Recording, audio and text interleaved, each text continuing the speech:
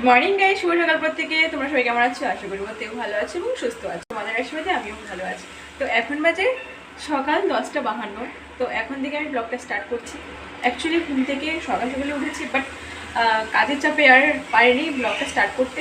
কারণ হচ্ছে গ্যাস শেষ হয়ে গেছে। তোমাদেরকে আগের ব্লগে তো শেয়ার করিয়েছিলাম গ্যাস শেষ হয়ে গেছে। তো হঠাৎ করে গ্যাস শেষ হয়ে যাওয়াতে খুবই সমস্যা হচ্ছে। ইন্ডাকশানে ভাত চাপাতে হয়েছিল। দেখো, ইন্ডাকশানে ভাতটা রান্না করে তারপরে এখানে ঝাঁঝুড়িতে জলটা ছেঁকে নিয়েছি। এই যেখানে দেখতেই পাচ্ছ তরকারি সবজি কেটে নিয়েছি, আলু আছে, আর এটা হচ্ছে পুঁই শাক, আলু দিয়ে পুঁই শাক দিয়ে কাঁচা লঙ্কা দিয়ে কেটে রেখেছি। কাঁকড়া দিয়ে রান্না করবো। এই যে কাঁকড়াও কেটে রেখেছি। দেখো, ফার্স্ট টাইম কাঁকড়া কেটেছি, দেখতেই পাচ্ছ। এই যে কাঁকড়ারে ঘিলু হয়েছে, ছোটো ছোটো পুটুলি পুটুলি ঘিলু। আর এখানে পাঁচমিশালি একটা শাক রান্না করছি, জানি না কীরকম হবে, ফার্স্ট টাইম রান্না করছি। এই শাকটা হচ্ছে অনেকগুলো শাক আছে একসাথে, শাক আছে, সর্ষের শাক আছে, তারপরে কি বলে এটা, মূলোর শাক আছে, আরও 3-4টে শাক দিয়ে পাঁচমিশালি একটা শাক হয়েছে। তো এখানে রান্না করছি। দেখো, কাঁকড়াটা নুন হলুদ দিয়ে মাখিয়ে নিয়েছি। এখন গরম তেলের উপরে কাঁকড়াটা ছেড়ে দিচ্ছি। দেখো, কাঁকড়াগুলো কী করে নড়ানড়ি করছে, জ্যান্ত জ্যান্ত কাঁকড়া, তো অনেক জোরে জোরে নড়ছে কাঁকড়াগুলো। দেখো, কাঁকড়াগুলো লাল লাল করে ভেজে নিয়েছি, খুব ভালো লাগছে দেখতে। এখন এগুলো নামিয়ে নেব। কাঁকড়া ভাজাটা বাটিতে নামিয়ে নিয়েছি।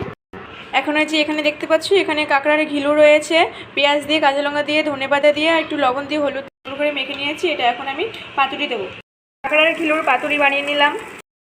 আলু দিয়ে পুঁই শাক কাঁকড়ার তরকারিটা চাপিয়ে দিয়েছি। এটা এখন হবে। রান্নাবান্না কমপ্লিট করে স্নান করে চলে আসলাম। আর এখন আমি যাব ঠাকুর ঘরে। তো ঠাকুর পুজো দেবো। আর অনেক কিছু কাঁচা কুচা করেছিলাম, সেগুলো একবারে ছাদে নিয়ে যাব শুকোতে। তো চলো যাওয়া যাক। তো এখন আমি ছাদে চলে আসলাম। আর ছাদে প্রচণ্ড হাওয়া রয়েছে। দেখো, এত হাওয়া দিচ্ছে, পাতা পড়ে ভর্তি হয়ে গেছে। কালকেই ঝাড় দিয়েছিলাম আমি ছাদটা। দেখো, এখানে ঠাকুরের থালা বাসন নিয়ে এসেছি, মাজবো। ছাদে জলও রয়েছে হাঁড়িতে। আর কিছু কাঁচা কুচা করেছিলাম, এগুলো এখন রোদে দেবো। দেখো, সব জামা কাপড় শুকোতে দেওয়া হয়ে গেছে। আর শাড়িটা আমি ওই বাসে শুকোতে দিয়েছি।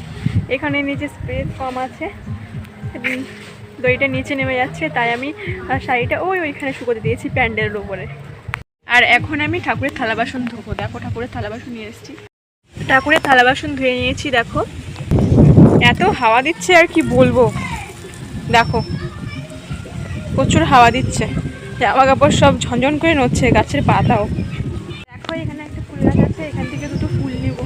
ভালো লাগে ফুলগুলো দেখতে। ফুল তুলে আর থালা বাসন ধুয়ে চলে এসেছি নিচে। এখন ভক্ত দেখো কিভাবে দাঁড়িয়ে আছে আমার দিকে। ভক্ত,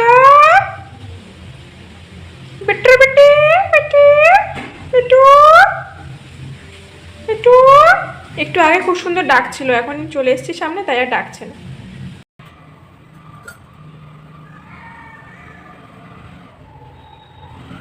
দেখো, ঠাকুর খাচ্ছে।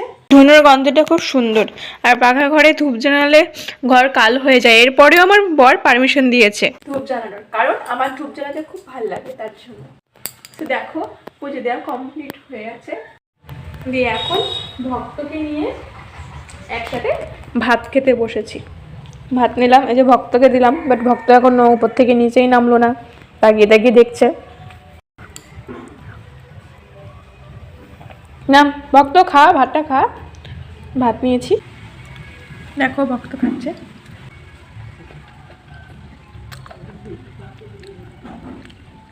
ওর খুব খিদে পেয়েছে, সকালবেলাও খায়নি, অল্প এটা খেয়েছে, রাগ করেছে, তাই এখন খাচ্ছে।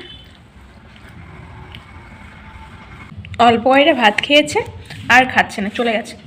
আয় ভাত খা, মিত্র খা, আয় এখানে মিত্র, খেয়ে যা, খেয়ে যা, ভাতগুলো খেয়ে যা, না তুলে ফেলবো কিন্তু, পরে উপোস থাকবি, তখন ভালো লাগবে। আয় এগুলো খা। খাবে খাবে, ওর খিদে পাচ্ছে। খাও খাও খাও ভক্ত, মিত্র খাও, ভাত খাও। ভক্তের খাওয়া হয়ে গেছে, তাই এখন খাঁচায় ঢুকে পড়েছি। দেখো, ঢুকেছিস তুই খাঁচায়? ঢুকেছিস তো? হ্যাঁ বলছিস? হ্যাঁ। খাওয়া দাওয়া করে এখন একটু ছাদে এসছি রোদ পোয়াতে। ঘরে প্রচণ্ড ঠান্ডা। দেখো, আমাদের ছাদে কত সুন্দর সুন্দর ফুল গাছ হয়েছে। দেখো, আমি এখানে একটা ফুলের টব বানিয়েছি, যেটা দেখতে খুবই ভালো লাগছে আমার থেকে। আর হলুদ কালারের ফুল হলে আরও বেশি ভালো লাগতো। এতক্ষণ ছাদে বসে বসে রোদ পোয়ালাম, দিয়ে এখন রুমে চলে এসেছি। ছাদে অনেক রোদ, বসে বসে ঘুম পেয়ে গেল আমার। কয়টা বাজে? 1টা বেজে গেছে। মাঠ থেকে কখন আসবে কি জানি। শোবো না না শোবো তাও ভাবছি, শুলেই ঘুম পেয়ে যাবে। যাই হোক দেখি কী করা যায়। তো তোমাদের সাথে আবার পরে দেখা করছি।